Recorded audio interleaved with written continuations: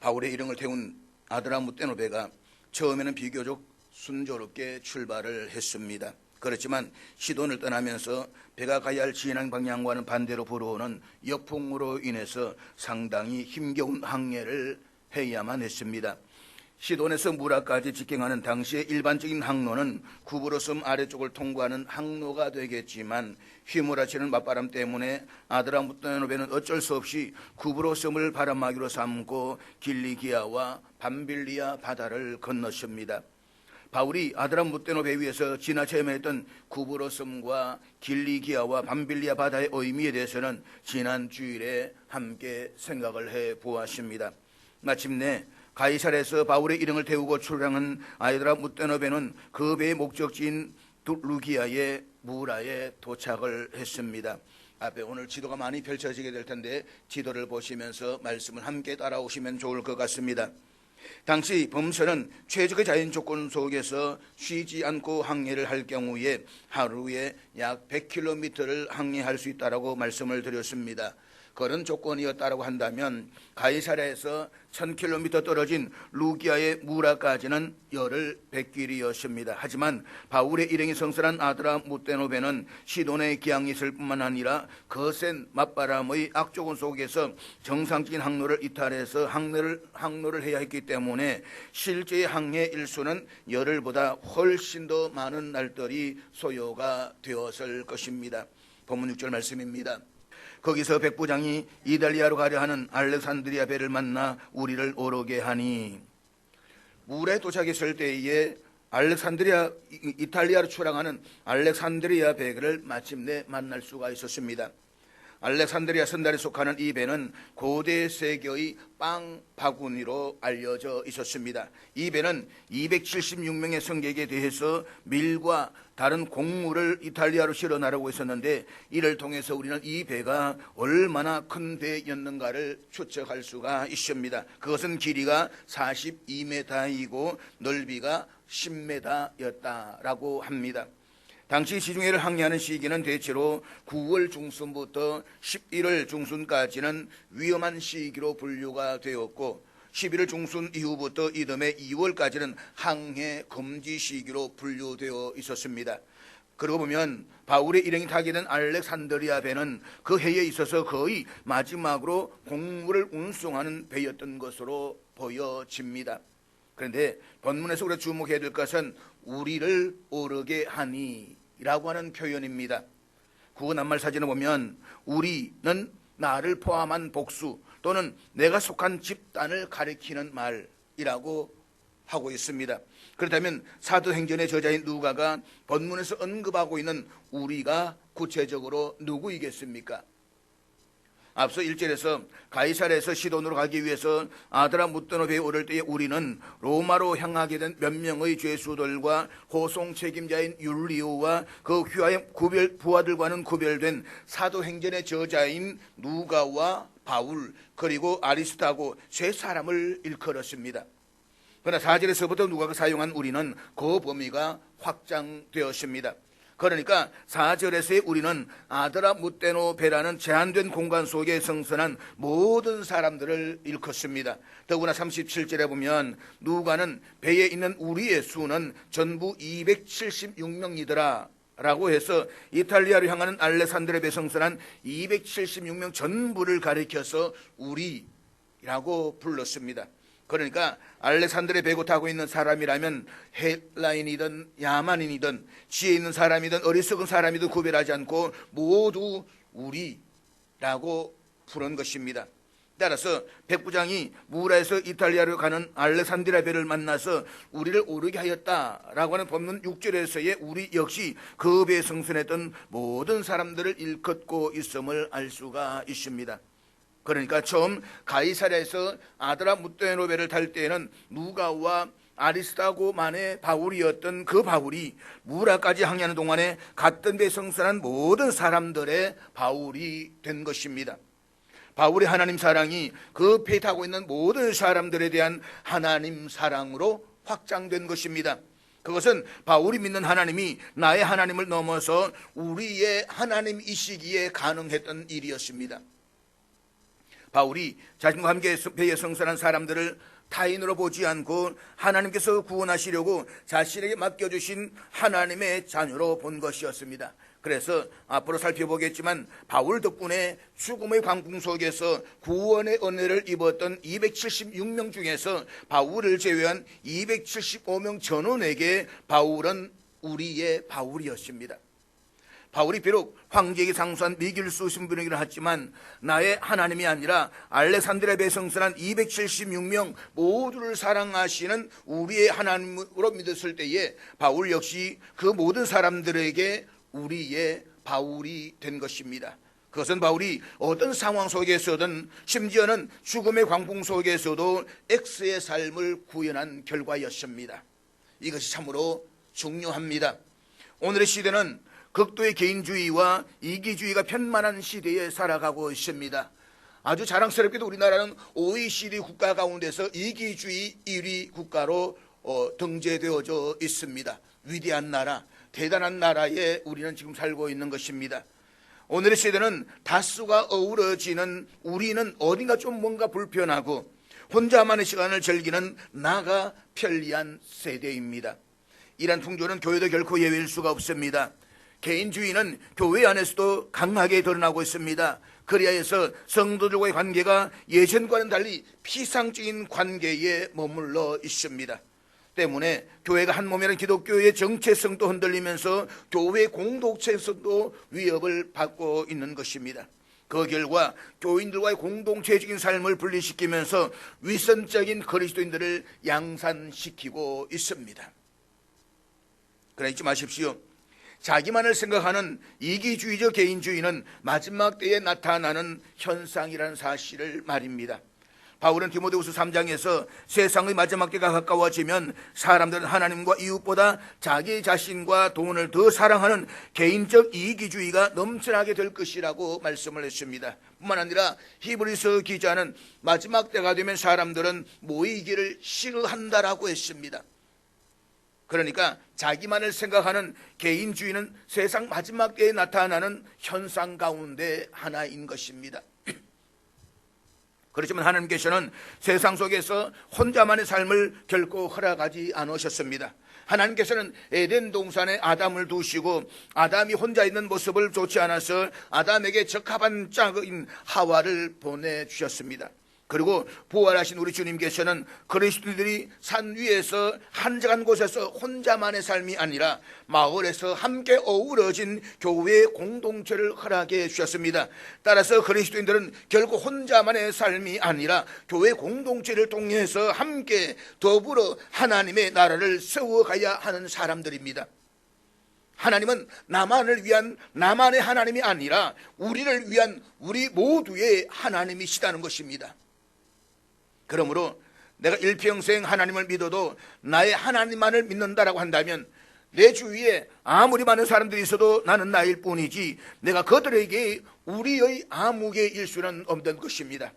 하지만 하나님을 향한 나의 믿음이 나의 하나님에서 우리의 하나님으로 확장되고 하나님의 사랑이 나를 통해 사람 사랑으로 이어진다면 비록 내가 보잘것없는 신분이라고 해도 나는 내 주위의 사람들에게 우리의 아무개가 될 수가 있습니다. 그런 점에서 그리스도인에게 X의 삶은 참으로 중요합니다.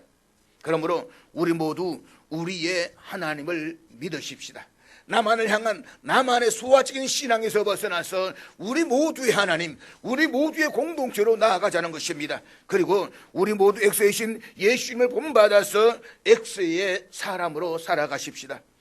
우리가 어디에 있든지 우리 하나님 사랑이 사람 사랑으로 이어지고 하나님에 대한 우리의 믿음이 나의 하나님에서 우리의 하나님으로 확장되게 하십시다. 우리 속에 우리와 생각이 다른 사람들도 포함시켜서 우리의 범위를 날마다 넓혀 가십시다. 하나님을 사랑한다는 그리스도인의 하나님의 사랑이 이웃과 가족에 대한 사랑으로 이어지지 않는다면 그 사람의 하나님 사랑은 결과적으로 거짓말일 수밖에 없습니다. 그렇다면 그런 사람이 참된 그리스도인일 수는 없는 것입니다. 알렉산드리아 배 위에 타고 있는 모든 사람을 우리로 간주했던 바울을 통해서 그들 모두가 구원을 얻었듯이 주님 안에서 한 형제자매로 부르심을 받은 교회 공동체에 속한 모두를 우리로 품고 살아가십시다. 나아가서 대한민국 국민 모두를 우리로 품고 하나님을 우리 국민 모두를 위한 우리의 하나님으로 모시고 살아가십시다. 그리할 때에 우리의 교회는 하나님이 보시기에 기뻐하심을 입은 은혜로운 공동체가 될 것입니다. 그리고 우리를 위해서 우리 자신들 세에는, 우리 자식들의 세대에는 분명히 보다 나은 건강한 대한민국에서 살게 될 것입니다. 본문 7절 말씀 다시 보도록 하겠습니다. 우리 7절 다 같이 읽겠습니다. 시작. 배가 더디가 여러 날 만에 간신히 니도 맞은편에 이르러 풍세가 더 허락하지 아니하므로 살모네 앞을 지나 그레데 해안을 바람막이로 항해하여. 무라를 초랑한 알렉산드리아 배는 제대로 속도를 낼 수가 없었습니다. 휘몰아치는 북소풍으로 인해서 이탈리아 반도가 위치한 서쪽으로 항해하는 알렉산드리아 배는 한없이 더디게 움직일 수밖에 없었기 때문입니다. 그 결과 앞에 지도를 볼 수 있는 것처럼 여러 날 만에 간신히 리도 맞은편에 이를 수가 있었습니다. 무라에서 리도까지의 거리는 약 223km여서 순풍일 경우에 이틀 백길이었습니다. 하지만 그 짧은 거리를 항해하는데 여러 날이 소요되었을 뿐만 아니라 그것도 간신히 이를 수가 있었습니다. 우리말로 간신히라고 번역된 헬라어는 천신만고 끝에라는 의미입니다. 그 세계 휴머리처럼 맞바람을 맞아서 지그재그로 항해를 했기 때문인 것입니다. 여러 날 만에 간신히 갔다라고 하는 것은 이 항해가 얼마나 힘든 항해였는가를 짐작하게 합니다. 본문에서의 니도는 아시아 지역의 자유도시였고 이탈리아 반도를 향해서 에게를 가로질러 가려는 사람들이 서쪽으로 항해할 때에 마지막으로 정박하는 항구였습니다. 가이사를 떠날 때는 비교적 순탄했던 항해가 시돈을 떠나면서 갈등이 되더니 무라를 떠나면서부터는 갈등이 고조되고 있습니다. 그것은 맞바람이 불기 시작한 것입니다. 알렉산드리아 배가 며칠 만에 간신히 니도 부근까지 이르기는 했지만 설상가상으로 거기에서부터는 아예 풍세가 더 허락하지 않았습니다. 그러니까 더 거칠어진 북서풍이 알렉산드리아 배가 이탈리아 반도를 향해서 서쪽으로 계속해서 나아가는 것을 원천 봉쇄해 버린 것입니다. 그 거센 강풍에 남쪽 그레데 남쪽까지 밀려난 알렉산드리아 배는 그 섬의 동쪽 살모네를 돌아서 그레데 섬을 바람하기로 해서 그 섬의 남쪽 연안을 따라서 서쪽으로 항해를 했던 것입니다. 그레데 섬은 동서의 길이가 약 250km였고 남북의 폭이 약 10에서 50km 정도로서 이 섬은 북풍 또는 북서풍을 막아내는 방파제 역할을 했습니다. 본문 8절 말씀입니다. 간신히 그 연안을 지나 미항이라는 곳에 이르니 라세아시에서 가깝더라. 동서의 길이가 225km는 그레데 섬을 방마기로 삼았는데도 배는 여전히 제대로 움직일 수가 없어서 방향을 남으로 돌려서 그레데 섬의 남쪽 해안을 따라서 섬의 중남부에 있는 미항에 간신히 이르렀습니다. 그레데 섬의 남쪽 해안의 중간 지점에 위치했던 남해안의 작은 미항은 문자 그대로 아름다운 항구라는 뜻입니다. 그런데 미항은 그 이름과는 달리 항구로서는 별로 좋지 못한 조건을 가지고 있었습니다. 때문에 그곳은 오래 머물 만한 곳이 못 되었습니다. 그저 잠시 바람을 피할 수 있을 정도였습니다. 반면에 옆에 있는 라세아시는 미항으로부터 동쪽으로 8km 정도 떨어진 곳에 위치하고 있었습니다. 그런데 사도행전의 저자인 누가는 무라에서 알렉산드리아 배로 갈아탄 바울의 일행이 니도 맞은편에도 간신히 이르렀고 미항에도 간신히 이르렀다라고 말씀을 하고 있습니다. 그러니까 밑으로 내려와서 섬을 바람막이로 삼아서 갔는데도 불구하고 얼마나 바람이 셌던지 바로 8km 옆에 있는 라세아시에 가지 못하고 미항에 갔다 이 말인 것입니다. 그야말로 간신히 침몰의 위기를 모면하면서 힘들게 항해를 한 것입니다. 우리는 여기에서 근본적인 질문을 제기하지 않을 수가 없습니다. 바울이 타고 있는 알렉산드리아 배가 나아갈 수 없도록 풍세가 더 허락하지 않았다라고 하는 것은 우주의 만물의 주권자이신 하나님께서 그렇게 섭리하셨다는 말씀입니다. 사랑하는 여러분, 바울은 지금 관광 여행에 나선 것이 아닙니다. 그는 로마 제국 심장인 로마에서 주님의 종과 정인으로 자신의 마지막 생을 마감하기 위해서 로마로 향해 가고 있습니다.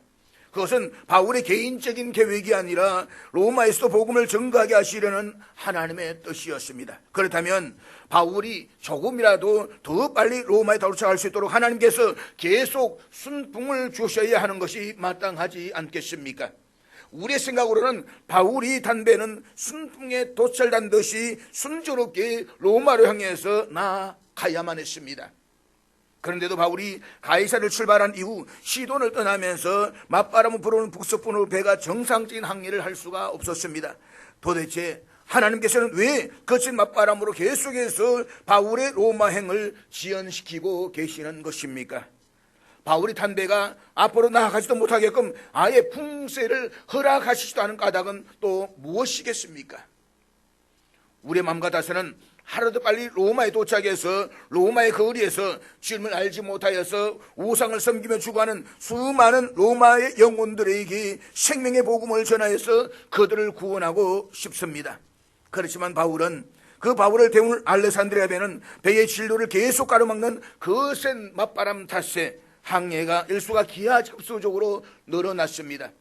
그 결과 그레데 섬으로 밀려난 알렉산드리아 배가 남쪽 해안의 미항에 간신히 도착한 시점은 계절적으로 지중해 항해 금지가 임박한 시기였습니다. 바울의 일행은 도리 없이 지중해가 잠잠해지는 이듬해 봄이 오기까지 속수무책으로 기다려야만 했습니다. 예루살렘의 로마군 요새에 갇혀 있었던 바울에게 네가 로마에서도 복음을 전가해야 하라고 말씀하신 분은 주님이셨습니다. 바울은 주님의 그 뜻에 전적으로 순종해서 로마에서 자신의 마지막 생을 던지기로 결단을 했습니다. 그런데 바울을 로마로 불러내신 하나님께서 대체 왜 이렇게 하시는 것입니까? 하루빨리 로마에 도착하게 하시기는커녕 왜 할 일 없이 지중해 한가운데에서 속수무책으로 겨울을 나게 하시는 것입니까? 이 질문에 대해서 앞에 있는 지도를 함께 보면서 생각을 해보기로 하겠습니다. 앞에 보시는 지도는 지중해 세계 지도입니다. 한쪽으로 보게 되면 이탈리아 반도가 있고 로마 제국 수도인 로마가 있습니다. 그리고 튀르키예 대륙이 있습니다. 오른쪽으로는 오늘날 시리아, 레바논, 이스라엘이 있습니다. 그리고 아래쪽으로는 아프리카 대륙도 보입니다.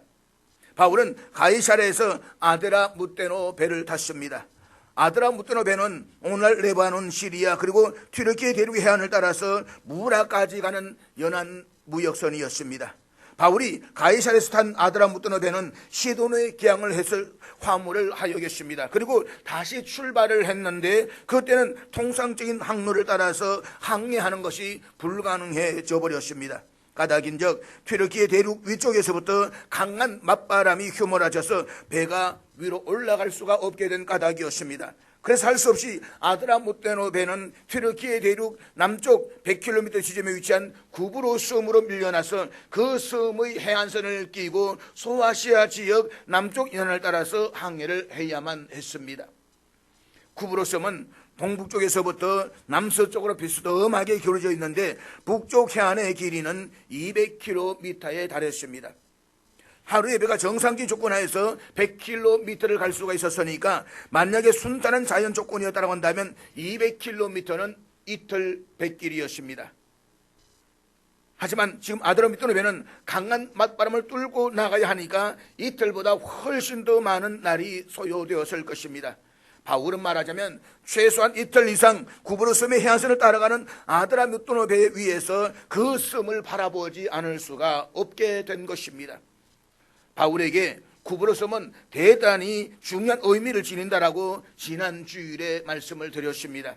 바나바와 함께 안디옥 교회에서 공동 목회를 하던 바울이 제1차 전도 여행을 바나바와 함께 나서게 되는데 그때 첫 번째로 찾아갔던 섬이 바로 구브로 섬이었습니다.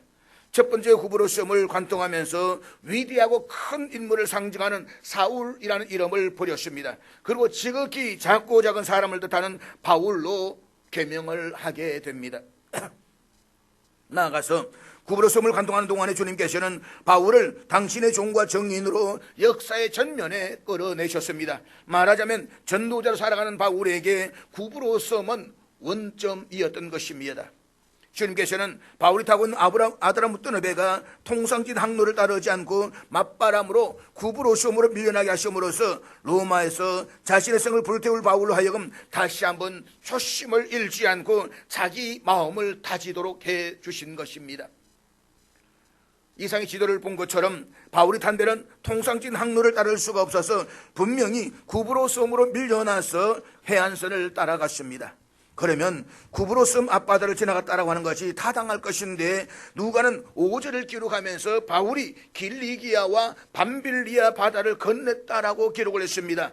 그러니까 바울의 이 구브로 섬 해안을 계속 쳐다보면서도 계속 그 북쪽 100km 지점에 있는 길리기아와 밤빌리아도 보면서 자신의 지난 날을 되돌아보았다라는 의미였습니다. 이 길리기아에는 바울이 태어난 고향 다소가 있습니다. 길리아 땅 다소에서 디아스포라 유대인이 태어난 바울은 태어날 때부터 당시 지중해 세계 공용어였던 헬라어를 모국어로 사용했습니다. 뿐만 아니라 아버지가 로마 시민이었기 때문에 이방 땅에서 태어날 때부터 로마 시민으로 태어났습니다. 그러니까 바울은 태어날 때부터 헬라어를 모국어로 사용하는 로마 시민으로서 이방인들과 함께 살아가는 것이 조금도 어색하지 않는 사람이었습니다. 한마디로 바울은 유대인으로서 이방인들을 구원하기 위해서 잘 준비된 그릇이었습니다. 바로 그 바울을 주님께서 이방인을 위한 종과 정의인으로 불러내신 것입니다. 이 길리기아 바다를 건너가면서 바울이 생각해 보았을 때에 자기가 태어나기도 주님께서는 자신을 당신의 도구로 쓰시기 위해서 치밀하게 섭리하시고 역사하셨던 사실을 새삼스럽게 깨닫지 않을 수가 없었던 것입니다. 도대체 내가 무엇인데 하나님 나를 쓰시기 위해서 이방 땅에서 자연스럽게 살아나게 하시고 그들 이방인도 함께 섞여 살게 하시고 이방인의 문화를 깨닫게 하시고 이방인의 공용어인 헬라어를 사용하게 하시고 로마 시민권으로서 안전하게 이 로마 지역을 다닐 수 있게 하셨는가 생각하니까 감사하지는 않을 수가 없는 것입니다. 이 사실을 배를 타고 가면서 바울이 다시 한번 깨달았음을 우리에게 일깨워 주기 위해서 누가는 바울이 길리기아 바다를 건넜다라고 기록을 하고 있는 것입니다. 누가는 밤빌리아 바다도 건넜다라고 기록을 했습니다. 밤빌리아는 길리기아 서쪽에 있는 행정구역인데 밤빌리아가 중요한 것은 거기에 버가가 위치해 있다는 것입니다. 바나바와 바울이 1차 전도여행을 시작할 때에 청년 마가를 수행원으로 데리고 갔습니다. 그래서 첫 번째 전도지인 구브로 섬으로 갔다가 그곳에서 복음을 전한 다음에 배를 타고 두 번째로 찾아간 전도지가 버가였습니다. 그런데 두 번째 전도지인 버가에 도착하자마자 마가는 집으로 돌아가 버리고 말았습니다. 바나바와 바울은 단둘이서 험산 줄령의 타우르스 산맥을 넘어서 비시디아 안디옥을 거쳐 더베까지 갔다가 안디옥 교회로 되돌아갔습니다. 그리고 얼마 지나지 않아서 바울과 바나바가 2차 전도 여행을 하기로 했습니다. 그들의 계획은 1차 전도 여행지에 방문했던 곳들을 다시 방문해서 그때의 복음을 전해드렸던 그리스도인들의 믿음을 북돋아 주는 것이었습니다. 그런데 2차 전도 여행을 시작하기 전에 바울과 바나바가 서로 헤어져서 다른 길로 가기로 합니다. 그 이유는 바나바가 자기 사촌 동생인 마가를 이번에도 데리고 가기를 원했기 때문이었습니다. 결국 바나바는 사촌 동생인 마가를 데리고 1차 전도 여행 때 갔던 구브로 섬으로 그대로 갔습니다. 반면에 바울은 바나바와 다른 길을 가려고 했기 때문에 신라를 동역자로 삼아서 바나바가 내려간 방향과는 반대로 육지로 해서 위로 올라갔습니다. 바울의 계획은 이때 튀르키예 대륙 서쪽으로 진출하는 것이었습니다. 육로로 해서 서쪽으로 진출하다 보면 1차 전도 여행 때 갔던 장소도 다시 갈 수가 있게 되는 것입니다. 그런데 성령께서 허락하시지를 않았습니다. 그래서 바울은 북쪽으로 올라가서 비두니아 지역에서 복음을 전할 계획을 세우고 올라갔습니다. 그렇지만 이번에도 성령께서 허락하시지를 않았습니다. 그래서 바울은 성령께서 허락해 줄 때까지 무작정 계속 내려갔습니다. 내려가다가 드로한 곳에서 도착을 했는데 그날 밤에 한 마게도냐 사람이 나타나서 마게도냐로 건너와서 우리를 도와달라라는 환상을 보았습니다. 튀르키예 대륙은 아시아 대륙이고 마게도냐는 유럽 대륙에 있습니다. 바울은 그 환상을 보자마자 주님께서 나를 부르신다라고 생각을 하고 드로아에서 배를 타고 에게해를 건너서 마게도냐의 네아폴리로 갔습니다. 아시아 대륙에서 태어나고 그동안 아시아 대륙에서 살고 아시아 대륙밖에 모르던 바울이 유럽 대륙에 첫 발을 내딛게 된 것입니다. 그리고 네아폴리에서 빌립보, 데살로니가, 베레아, 아테네를 거쳐서 고린도까지 진출을 했습니다. 바울이 2차 전도 여행 때 고린도까지 진출했다는 것이 중요한 의미를 지니는 것은 이 고린도에서는 바다만 건너가게 되면 로마 제국 심장인 로마에 닿게 된다는 것입니다. 아시아 대륙에서는 로마 제국의 심장이 아득하게 먼데 고린도에서는 아주 가까운 곳입니다. 그러니까 바울이 2차 전도 여행을 통해서 고린도까지 진출하게 됨으로써 바울의 마음속에 로마에서도 복음을 전하고자 하는 소명의 싹이 트기 시작했다는 것입니다. 그런데 바울이 구브로솜에서 배를 타고 지나가면서 100km 북쪽에 있는 밤빌리아 바다를 바라보고 자기 인생을 쭉 되돌아보니까 아시아 대륙에 국한되어 있던 자기가 유럽 대륙으로 가서 로마 제국 심장인 로마까지 그의 가슴에 품게 되었던 그 출발선상에 버가에 마가가 있었다는 것입니다. 만약에 마가가 무책임하게 집으로 되돌아가지 않았다고 한다면 바울이 2차 전도 여행을 안디옥에서 시작할 때에 바나바와 함께 다시 1차 전도 여행 때 갔던 그 지역을 쭉 방문하고서는 안디옥으로 되돌아가고 말았을 것입니다. 그러니까 바울의 전도 여행이 튀르키예 대륙에 국한되지 않고 아시아를 탈피해서 유럽 대륙으로 건너가고 로마 심장까지 이어지게 했던 그 출발선상에 마가의 결정적인 역할이 있었다는 것입니다. 어떻게 보면 마가 한 행동은 참 기분이 나쁘지만 마음이 상하지만 함노선을 신 하나님께서는 그렇게 마가를 통해 가지고 바울이 다시 북쪽으로 해서 올라가게 하심으로써 유럽으로 갈 수 있는 발판을 만들어 주셨다는 것입니다. 그래서 지난 주일에 말씀을 드렸듯이 이 사실을 깨달았던 바울이 로마에 도착하자마자 마가를 오게 해서 참수형을 당해 죽을 때까지 자기 곁에 두었던 것입니다.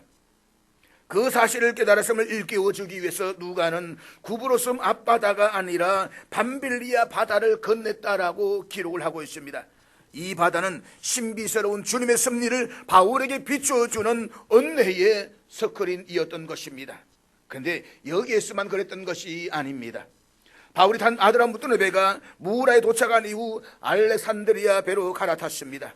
그 알렉산드리아 배가 니도 쪽으로 갔습니다. 니도 앞바다를 향해서 간 것은 우리 앞에 지도를 보시면 알겠지만 이 방향이 로마 제국의 수도인 로마로 향하는 최단거리 코스이기 때문인 것입니다. 그래서 서쪽으로 나아가기 시작했는데 맞바람이 불어서 이틀 거리에 니도까지 가는데 여러 날이 걸려서 그것도 간신히 도착을 했습니다. 뿐만 아니라 니도에 배가 도착한 다음에는 여기 더 이상 풍세가 허락하지를 않았습니다. 얼마나 북서풍이 센지 앞으로 나아갈 수가 없는 것입니다. 그래서 이 배가 계속 밀려서 거레 섬으로 밀려납니다. 거레 섬은 동서의 길이가 255km입니다. 배가 밀려서 살모네를 지나고 거레 섬 아래쪽인 곳에 있는 미항에 간신히 도착을 했습니다. 그런데 바울의 일행이 탄 알렉산드리아 배가 미항에 도착을 하고 보니까 가이사를 출발해서 오는 동안에 강풍 때문에 계속 항해 일수가 기하급수적으로 늘어납니다. 때문에 곧 지중해 항해 금지 시기가 임박했을 때가 되어버립니다. 지금 여기에서 잘못 출발을 했다가는 무슨 일을 당할는지 알 수가 없는 시점이 되어버렸습니다. 이제는 어쩔 수 없이 지중해 한가운데서 지중해가 잠잠해지는 이름의 봄이 오기까지 겨울을 지날 수밖에 없게 되었습니다. 그런데 미항이라는 항구는 이름과는 달리 작은 항구로서 모든 여건이 좋지 않아서 오래 머물 만한 곳이 못 되었습니다. 그래서 선주와 선장의 일방적인 조언을 듣고 백부장은 거리의 섬의 제일 서쪽 끝에 있는 베닉스로 겨울을 나겠다라고 결심을 하고 배를 움직이게 했습니다. 그러니까 거리섬 자체가 거대한 바람막이가 되어주고 있고 미항에서 베닉스까지는 반나절의 거리인 65km밖에 되지 않았기 때문에 바다가 좀 거칠어도 그 정도는 충분히 갈 수 있다라고 판단을 한 것이었습니다. 그런데 알렉산드리아 배가 미항을 출발하자마자 풍랑을 만났습니다.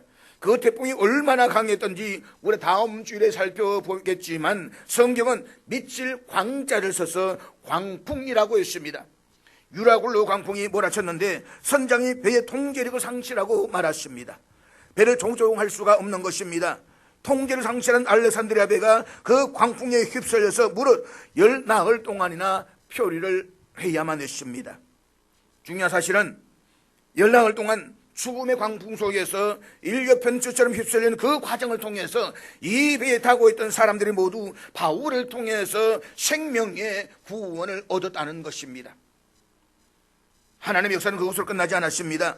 보름 동안 표류했던 알렉산드리아 배는 결국 좌초하고 말았습니다. 좌초한 위치가 오늘날 말타 섬이라고 불리는 멜리데 섬인데 앞에 지도를 보면 위치를 확인할 수가 있습니다. 그래서 그 배 타고 있던 276명은 전부 다 물속으로 들어가서 헤엄을 쳐서 멜리데 섬으로 상륙하여 가지고 이듬해 봄이 오기까지 그곳에서 겨울을 지냈습니다.